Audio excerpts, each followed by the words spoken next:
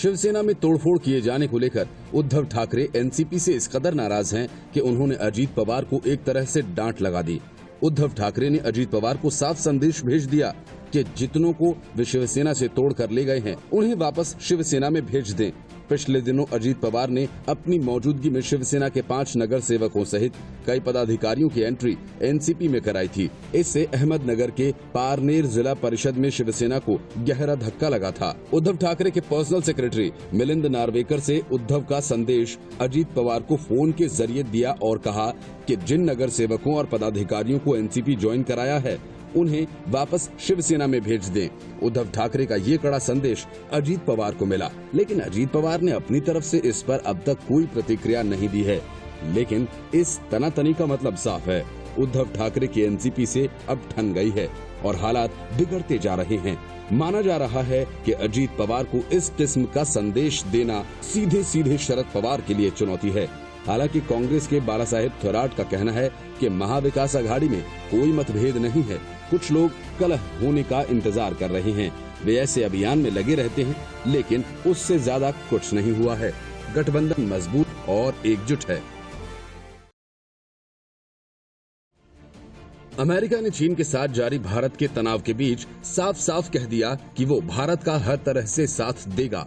America ने ये भी कहा कि वह प्रशांत महासागर हो या उसके आगे, हम अपनी प्रभावी शक्ति की भूमिका से पीछे नहीं हटेंगे। अमेरिकी प्रेसिडेंट डोनाल्ड ट्रंप के चीफ ऑफ स्टाफ मार्क मोडिस ने कहा, हमारा रुख सख्त बना रहेगा, फिर चाहे वो भारत के साथ चीन के विवाद से जुड़ा हुआ हो या कहीं और। उन्होंने ये भी कहा कि चीन की सीमा से सटा कोई भी देश पेइचिंग की आक्रामक कार्रवाई से सुरक्षित नहीं है। तनाव के बीच साउथ चाइना सी में 2 एयरक्राफ्ट कैरियर तैनात करने पर मेडोस ने कहा कि हमारा संदेश साफ है, हम मूक दर्शक नहीं बने रहेंगे, चाहे चीन हो या कोई और। हम उस इलाके या किसी और अन्य जगह पर किसी और देश को सबसे शक्तिशाली प्रभावी ताकत का दर्जा नहीं लेने देंगे। हमारी सैन्य ताकत मजबूत है और आगे भी मजबूत बनी रहेगी। मेडोस ने कहा, अमेरिका का मिशन है कि ये सुनिश्चित किया जाए कि विश्व ये जाने कि अमेरिका अभी भी दुनिया की श्रेष्ठ सैन्य ताकत है। अमेरिका का ये बयान ऐसे समय पर आया जब चीन ने सोमवार को कहा कि अग्रिम मोर्चे पर तैनात सैनिक भारत से लगती वास्तविक नियंत्रण रेखा पर गलवान घाटी में पीछे हटने और तनाव कम करने की दिशा में प्रगति के लिए प्रभावी कदम उठा रहे हैं। चीनी विदेश मंत्रालय के प्रवक्ता झाओ लिजान की टिप्पणी तब आई जब नई दिल्ली में सरकारी सूत्रों ने कहा कि क्षेत्र से सैनिकों को हटाने के पहले संकेत के तौर पर चीनी सेना गलवान घाटी में कुछ क्षेत्रों से तंबू हटाती और पीछे जाती हुई दिखी। गलवान घाटी ही वह जगह है जहां 15 जून को दोनों देशों के सैनिकों के बीच हुई झड़प में 20 भारतीय जवान वीर गति को प्राप्त हो गए थे। झड़प में चीनी सेना को भी नुकसान हुआ, जिसने अब तक इस बारे में कोई ब्यौरा साझा नहीं किया है। सूत्रों ने कहा कि चीन की पीपल्स लिबरेशन आर्मी गश्त बिंदु पॉइंट 14 से अपने तंबू और ढांचे हटाती दिखी है। उन्होंने कहा कि चीनी सैनिकों के वाहन गलवान के सामान्य क्षेत्र और ग्रोगा हॉट स्प्रिंग्स में वापस जाते दिखे। गलवान घाटी में विवाद के बिंदु से चीन के पीछे हटने की खबरों के बारे में पूछे जाने पर झाओ ने कहा, अग्रिम मोर्चे पर तैनात सैनिक पीछे हटने और तनाव कम करने के लिए प्रभावी कदम उठा रहे हैं और इस दिशा में प्रगति हुई है।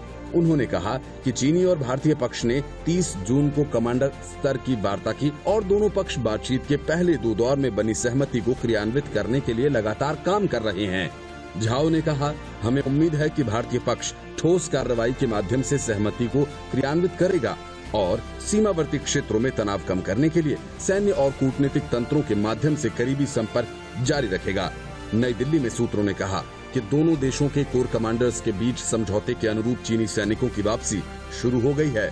भारत और चीन के सैन्य अधिकारियों के बीच गत 30 जून को लेफ्टिनेंट जनरल स्तर की तीसरे दौर की वार्ता हुई थी, जिसमें दोनों पक्ष गतिरोध को खत्म करने के लिए प्राथमिकता के रूप में तेजी से और चरणबद्ध तरीके से कदम उठाने पर सहमत हुए थे।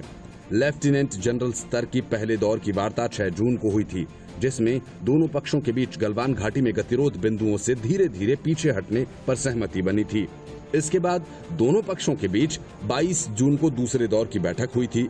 भारत और चीन की सेनाओं के बीच पूर्वी लद्दाख के कई क्षेत्रों में पिछले 8 सप्ताह से तनातनी जारी है। शरद पवार और उद्धव ठाकरे के बीच पावर की लड़ाई अब तेज हो गई है। अब तक पवार के पिछलग्गू बने उद्धव ठाकरे को लगने लगा कि ऐसे तो उनकी छवि पर बुरा असर पड़ेगा। बस फिर क्या था, उद्धव ने फटाफट बिना किसी को बताए फैसला करना शुरू कर दिया। पहला बड़ा फैसला लॉकडाउन की समय सीमा को बढ़ाकर किया। ये भी आदेश दे डाला कि लोग अपने घर से सिर्फ 2 किलोमीटर के दायरे में ही आना जाना करें। ये बात शरद पवार को अच्छी नहीं लगी। उन्होंने उद्धव ठाकरे को फैसला बदलने पर मजबूर कर दिया। अनिल देशमुख ने एसीपी रैंक के अधिकारियों का तबादला किया तो उद्धव ठाकरे ने तत्काल उस आदेश को रद्दी की टोकरी में डाल दिया और ठाणे मीरा रोड में कंटेनमेंट जोन को लेकर बिना गृह विभाग को बताए एक तरफा फैसला ले लिया। मतलब कि तलवारें दोनों तरफ से खिंच गईं। तो शरद पवार अनिल देशमुख के साथ उद्धव ठाकरे के आवास पर पहुंचे। सूत्र बताते हैं कि शरद पवार ने उद्धव ठाकरे को एक तरफा और बिना बताए कोई फैसला नहीं करने की नसीहत दी। पिछले एक सप्ताह में ये दूसरा मौका है जब दोनों नेताओं ने मुलाकात की है। एनसीपी और शिवसेना के बीच मुंबई में पुलिस अधिकारियों के तबादले को लेकर तकरार है। जाहिर है गृह मंत्रालय एनसीपी के पास है। ऐसे में मुंबई में आला पुलिस अधिकारियों के तबादले के सारे फैसले गृह मंत्री अनिल देशमुख ले रहे हैं। शिवसेना चाहती है कि किसी भी तरह के तबादले की जानकारी उनके पास होनी चाहिए। महाराष्ट्र में 2 जुलाई को जारी किए गए ट्रांसफर ऑर्डर में डीसीपी को जोन और क्राइम ब्रांच तथा उनमें से कुछ को नॉन एग्जीक्यूटिव ब्रांचेस से एग्जीक्यूटिव ब्रांचेस में ट्रांसफर कर दिया गया था। हालांकि बाद में मुंबई पुलिस कमिश्नर ऑफिस ने ट्रांसफर ऑर्डर को पलटने का आदेश जारी कर दिया। सूत्रों के अनुसार गृह विभाग की ओर से ट्रांसफर ऑर्डर्स को मंजूरी दी गई थी, लेकिन गृह मंत्री कार्यालय को लूप में नहीं लिया गया। इस घटनाक्रम से जुड़े एक सूत्र ने यहां तक कहा कि ट्रांसफर के बारे में सीएम ऑफिस को कोई जानकारी नहीं थी और इसे गृह विभाग ने मंजूरी दी थी। हालांकि इस आदेश से राज्य में सत्तारूढ़ सहयोगी दलों के बीच विवाद बढ़ गया और रविवार दोपहर तक सीएम ऑफिस के निर्देश के बाद ट्रांसफर ऑर्डर्स को तत्काल प्रभाव से रद्द कर दिया गया। स्थानांतरित किए जाने वाले इन अधिकारियों को अपनी पूर्व पोस्टिंग पर वापस जाने के लिए कहा गया है। सोने की तस्करी के तार केरल के सीएम पिनरई विजयन के कार्यालय से जुड़े हैं। इस खबर के बाद हंगामा खड़ा हो गया। मुख्यमंत्री पी विजयन के करीबी स्वप्ना सुदेश ने डिप्लोमेटिक इम्यूनिटी का इस्तेमाल कर 30 किलो सोने की तस्करी की। आरोप है कि यूएई के वाणिज्य दूतावास में काम कर चुकी स्वप्ना सुरेश ने फर्जी कागजात के जरिए सोने की तस्करी की। स्वप्ना सुरेश के इस मामले में आरोपी होने का पता चलते ही मुख्यमंत्री कार्यालय और आईटी सचिव ने कस्टम अधिकारियों पर उसे रिहा करने का दबाव बनाया। आईटी विभाग मुख्यमंत्री पी विजयन के पास है और उनके प्रधान सचिव एम शिवशंकर इस विभाग के सचिव भी हैं। यूएई की वाणिज्य दूतावास में काम कर चुकी स्वप्ना सुदेश वर्तमान में आईटी विभाग के अंतर्गत Kerala state IT infrastructure limited के तहत स्पेस पार्क की ऑपरेशन मैनेजर हैं। बताया जाता है कि स्वप्ना को आईटी विभाग में इतना बड़ा पद दिए जाने के पीछे एम शिवशंकर ही हैं। कहा जा रहा है कि एम शिवशंकर स्वप्ना को बचाने में लगे हुए हैं, जिसके ऊपर विजयन का हाथ है। दरअसल केरल में तिरुवनंतपुरम के इंटरनेशनल एयरपोर्ट पर एयर कार्गो के जरिए पहुंचे सामान को 2 जुलाई को 30 किलोग्राम से अधिक सोना बरामद किया गया। सोने को डिप्लोमेटिक बैग में भरकर लाया गया था और डिप्लोमेटिक इम्यूनिटी के जरिए इसे एयरपोर्ट से पास कराने की कोशिश की गई। इसका खुलासा 6 जुलाई को तब हुआ जब कस्टम अधिकारियों ने यूएई वाणिज्य दूतावास के पूर्व पीआर अधिकारी सरित को हिरासत में लिया। उसे पता था कि राजनयिक सामानों की जांच नहीं की जाती, इसलिए उसने स्वप्ना के साथ दूतावास के कुछ अधिकारियों के साथ संपर्क बनाकर डिप्लोमेटिक चैनल का उपयोग कर सोने की तस्करी की। बताया जा रहा है कि स्वप्ना दूतावास में काम करते वक्त तो सरित के साथ सहयोग करती रही थी और कार्यालय छोड़ने के बाद भी तस्करी में उसका साथ देती रही। इस काम के लिए स्वप्ना अपने सियासी कनेक्शंस का भी इस्तेमाल करती रही। कम्युनिस्ट सरकार के इस बड़े स्कैंडल के सामने आते ही बीजेपी राज्य प्रभारी के सुरेंद्रन ने आरोप लगाया कि मुख्यमंत्री कार्यालय और आईटी सचिव ने सीमा शुल्क विभाग पर उसे रिहा करने का दबाव बनाया। मुख्यमंत्री और आईटी सचिव के कार्यालय के फोन रिकॉर्ड्स की जांच करके मामले में उसकी संलिप्तता को जाना जा सकता है। चीन के हाथों सिर्फ ओली ही नहीं बल्कि नेपाल के राष्ट्रपति से लेकर नेपाल कम्युनिस्ट पार्टी के कई नेता खेल रहे हैं। इसी वजह से चीन की राजदूत हाओ यांकी ने केपी ओली को बचाने के लिए अभियान छेड़ दिया है और एक तरह से नेपाल की सत्ता की बागडोर अपने हाथों में ले ली है। इससे नेपाल के अंदर ही उनका जोरदार विरोध शुरू हो गया है। चीनी राजदूत के इस कदम को नेपाल की आंतरिक राजनीति में हस्तक्षेप माना जा रहा है। कई पूर्व राजनयिकों और राजनेताओं ने इस पर कड़ी आपत्ति जताई है। नेपाली अखबार काठमांडू पोस्ट के मुताबिक पिछले एक सप्ताह में हाओ ने राष्ट्रपति विद्या भंडारी, नेपाल कम्युनिस्ट पार्टी के वरिष्ठ नेता माधव कुमार नेपाल, झालानाथ खनल से मुलाकात की है। वे भी तब जब पीएम ओली पर इस्तीफा देने के लिए दबाव बढ़ता ही जा रहा है। बताया जा रहा है कि पुष्प कमल दहल प्रचंड, झालानाथ खनल समेत नेपाल कम्युनिस्ट पार्टी के 44 में से 30 सदस्यों ने 30 जून को ओली को पीएम पद और पार्टी अध्यक्ष के पद से इस्तीफा देने के लिए कहा था। इसके पहले 3 जून को चीनी राजदूत ने राष्ट्रपति विद्या भंडारी से शिष्टाचार मुलाकात की। इस मुलाकात के बाद चीनी राजदूत और ज्यादा सवालों के घेरे में आ गयी। यही नहीं, नेपाली विदेश मंत्रालय ने भी कहा कि चीनी राजदूत के मामले में राष्ट्रपति राजनयिक आचार संहिता का उल्लंघन कर रही हैं। नेपाली राष्ट्रपति इन दिनों खुद ही अपनी पार्टी में विवादों में चल रही हैं।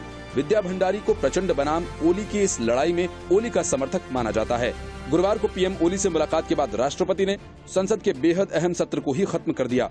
यही नहीं, ओली अपने विरोधियों के खिलाफ लड़ाई की मुद्रा में आ गए। आलम यह है कि नेपाली राष्ट्रपति के कार्यालय में तैनात विदेश मंत्रालय के अपर सचिव को भी इस मुलाकात के बारे में कुछ नहीं बताया गया, जबकि संवैधानिक रूप से ऐसा बताना जरूरी होता है। नियम ये भी है कि ऐसी मुलाकात के दौरान विदेश मंत्रालय के अधिकारी मौजूद रहें, लेकिन उन्हें कोई सूचना ही नहीं दी गई। राष्ट्रपति और चीनी राजदूत के बीच क्या बातचीत हुई, इसकी किसी को जानकारी नहीं है। चीन की राजदूत हाओ याकी ने ओली के धुर विरोधी नेता पुष्प कमल दहल प्रचंड के समर्थन में चल रहे नेपाल कम्युनिस्ट पार्टी के नेता माधव नेपाल से रविवार शाम को उनके घर पर मुलाकात की। माधव नेपाल पार्टी के विदेश संबंध विभाग के प्रभारी हैं। इस बैठक के दौरान दोनों नेताओं ने पार्टी के अंदर चल रहे विवाद पर चर्चा की और इस दौरान चीनी राजदूत ने अनुरोध किया कि सभी संघर्षरत पक्ष शांति बरतें। नेपाल कम्युनिस्ट पार्टी के आंतरिक सूत्रों ने बताया कि चीनी राजदूत पार्टी नेताओं को एकजुट करने के लिए कह रही हैं, क्योंकि पेइचिंग को ये डर सता रहा है कि नेपाल में राजनीतिक अस्थिरता पैदा हो सकती है। हाओ याकी की इन मुलाकातों के बारे में चीनी दूतावास ने कहा, चीन नहीं चाहता है कि नेपाल कम्युनिस्ट पार्टी में कोई संकट आए। उधर विदेश मामलों के जानकारों का कहना है कि चीनी राजदूत का मुलाकात करना सामान्य बात नहीं है। पूर्व राजदूत लोकराज बरल कहते हैं, मैं अपने नेताओं को आंतरिक मामलों में हस्तक्षेप करने का न्योता देने के लिए आलोचना करता हूं। इससे पहले भारतीय राजदूत इस तरह की चीजों में शामिल रहते थे और अब चीन की बारी है। उन्होंने कहा कि नेपाल में अब भारत के साथ संबंध को चीन के मुकाबले ज्यादा संदेह के साथ देखा जा सकता है। बरल ने कहा, जब भारतीय राजदूत यह करते थे तो कहा जाता था कि यह हस्तक्षेप है, लेकिन ये चीन पर लागू नहीं हो रहा है। केवल मीडिया ही इस पर सवाल उठा रही है, कोई नेता इस पर आपत्ति नहीं जता रहा। जिनपिंग सहित चीन सरकार के 80 लोगों की मुश्किलें अब बढ़ने वाली हैं। इनके खिलाफ उइगर मुसलमानों के नरसंहार का मामला इंटरनेशनल कोर्ट में पहुंच गया। उइगर समुदाय से जुड़ी संस्था ईस्ट टर्किश गवर्नमेंट और East Turkistan national awaking movement ने चीन के खिलाफ कोर्ट में उइगर समुदाय के नरसंहार, मानवाधिकार उल्लंघन और शोषण का मामला दर्ज कराया है। उइगर समुदाय के निर्वासित सरकार ने कोर्ट से कहा कि वे बीजिंग को उइगर नरसंहार और क्राइम अगेंस्ट ह्यूमैनिटी के मामलों में सवाल करें। ये पहला मामला है जब चीन से अंतर्राष्ट्रीय कानूनों के अंतर्गत उइगर समुदाय पर जारी अत्याचार से संबंधित पूछताछ की जा सकती है। लंदन के वकीलों के एक समूह ने समुदाय पर जारी अत्याचार से संबंधित पूछताछ की जा सकती है। लंदन के वकीलों के एक समूह ने चीन में उइगर समुदाय पर जारी अत्याचार और हजारों उइगरों को कानून का उल्लंघन कर कंबोडिया और ताजिकिस्तान डिपोर्ट किए जाने के संबंध में शिकायत दर्ज कराई है। इंटरनेशनल क्रिमिनल कोर्ट ने भी मामले में रुचि जाहिर की है और चीन पहली बार जांच के घेरे में आ सकता है। इस केस में जिनपिंग समेत कम्युनिस्ट पार्टी की सरकार से जुड़े 80 लोगों पर उइगर समुदाय के नरसंहार का आरोप लगाया गया है। बता दें कि इंटरनेशनल क्रिमिनल कोर्ट में नरसंहार, युद्ध अपराध और अन्य मानवाधिकार हनन के अंतर्राष्ट्रीय मामलों की सुनवाई होती है। हालांकि इस बात पर पूरा शक है कि चीन इस कोर्ट के अधिकार क्षेत्र को मानेगा और जांच के लिए तैयार होगा। अपील दायर करने वाले वकीलों में से एक रॉनडी डिक्सन ने कहा कि नरसंहार के मामलों में कोर्ट के अधिकार क्षेत्र में चीन भी आता है। चीन और कंबोडिया दोनों देश कोर्ट के सदस्य हैं और इस नजर से ये एक निजी नहीं अंतर्राष्ट्रीय मामला भी है। उन्होंने कहा कि ये बेहद अहम केस साबित हो सकता है क्योंकि चीन को मानवाधिकारों के हनन और उइगर समुदाय के लिए अभी तक किसी भी जवाबदेही का सामना नहीं करना पड़ा है। कोर्ट के कानून के मुताबिक भी हर सदस्य देश उसका अधिकार क्षेत्र है। जबकि मामला नरसंहार से जुड़ा हो तो इसमें कोई शक नहीं है। कोर्ट के इस फैसले के चलते ही म्यांमार को रोहिंग्या नरसंहार के लिए जवाब देना पड़ रहा है। कोर्ट ने तय किया है कि रोहिंग्या मुसलमानों के जबरदस्ती पलायन, नरसंहार और मानवाधिकार उल्लंघन के मामलों में म्यांमार पर केस चलाया जा सकता है। ऐसा इसलिए क्योंकि रोहिंग्या को बांग्लादेश ने शरण दी है और वो कोर्ट का एक सदस्य है। गलवान घाटी में मुंह खाने के बाद चीन भारत के खिलाफ प्रोपेगेंडा फैलाने में जुट गया है और इसी क्रम में चीन के सरकारी मीडिया ग्लोबल टाइम्स ने एक वीडियो जारी कर भारत पर कटाक्ष करने की कोशिश की। ग्लोबल टाइम्स ने ट्वीट जारी कर एक वीडियो शेयर किया जिसमें दिखाया गया है कि नदी में एक मछली कमल के फूल को खा रही है। चीन के सरकारी मीडिया ग्लोबल टाइम्स के इस ट्वीट के कई मायने निकाले जा रहे हैं। ये भी समझा जा रहा है कि गलवान घाटी में हार के बाद चीन ने प्रोपेगेंडा फैलाना शुरू कर दिया है ताकि मनोवैज्ञानिक तौर पर भारत को कमजोर किया जा सके। इसका ये भी मतलब निकाला जा रहा है कि भारत को कोई और नहीं बल्कि अंदर के जयचंद ही नुकसान पहुंचा सकते हैं।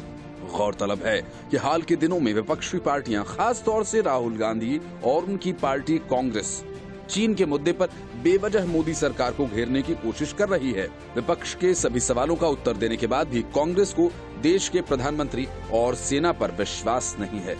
आपको बता दें कि चीन शुरू से ही पीठ पीछे छिपकर वार करने के लिए कुख्यात रहा है। 1962 में हिंदी चीनी भाई भाई का नारा देकर चीन ने धोखा किया। वहीं अभी हाल ही में गलवान घाटी में चीनी सेना ने वापस लौटने के वायदे के बाद चुपके से भारतीय सीमा में घुसने की कोशिश की। भारतीय सेना ने करारा जवाब देते हुए चीनी सेना को भारी नुकसान पहुंचाया और उसके कई सैनिक मारे गए, जिसका खुलासा करने से भी चीन डर रहा है।